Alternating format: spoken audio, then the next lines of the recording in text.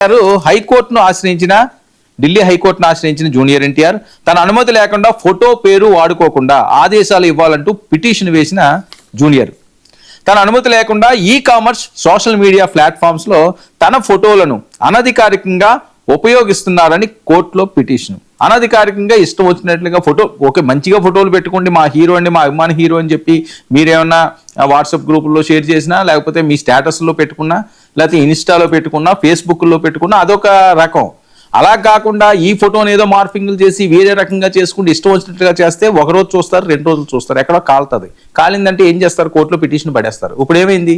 ఇప్పుడు ఎవడ ముట్టుకున్నా సరే వాతలు పడిపోతాయి. ఆ రకంగా ఉండే పరిస్థితి.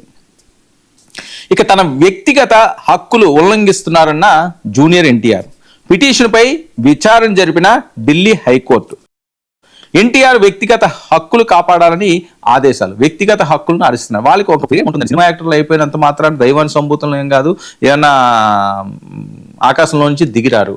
వాళ్ళకున్న అదృష్టం, వాళ్ళకున్న వారసత్వం, వాళ్ళు పడిన కష్టం, దాని ప్రతిఫలం ఈరోజు కోట్లాది మందికి ఆరాధ్య దైవంగా ఉంటారు సినిమా నటులు. ఎందుకంటే ఎంటర్టైన్మెంట్ అదే. ముఖ్యంగా తెలుగు రాష్ట్రాల్లో అయితే ఇంకా పిచ్చి సినిమాలు అంటే.